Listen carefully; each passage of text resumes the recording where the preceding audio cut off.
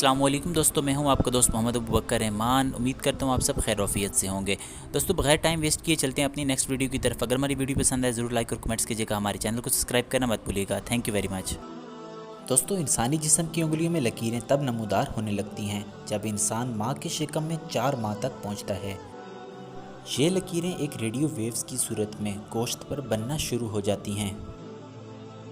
دوستوں ان لہروں کے پیغامات ڈی این اے دیتا ہے، مگر حیرت کی بات یہ ہے کہ پڑھنے والی لکیریں کسی صورت بھی اس بچے کی جد امجد اور دیگر روئے ارض پر موجود انسانوں سے میل نہیں کھاتی۔ گویا لکیریں بنانے والا اس قدر دانا اور حکمت رکھتا ہے کہ کھربوں کی تعداد میں انسان جو اس دنیا میں موجود ہیں اور جو اس دنیا میں موجود نہیں رہے، ان کی انگلیوں میں موجود لکیروں کی شیپ اور ان کے ایک ڈیزائن سے باخبر ہیں۔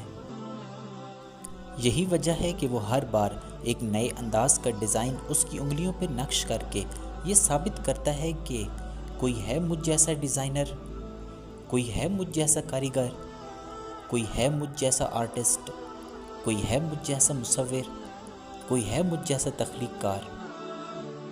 دوستو حیرانگی کی انتہا تو اس بات پہ ختم ہو جاتی ہے کہ اگر جلنے، زخم لگنے یا کسی وجوہات کی بنا پر یہ فنگر پرنٹس مٹ بھی جائیں تو دوبارہ ہو بہو وہی لکیریں جن میں ایک خلیے کی بھی کمی بیشی نہیں ہوتی ظاہر ہو جاتی ہیں۔ اس لیے دوستو قرآن مجید میں ارشاد باری تعالیٰ ہے،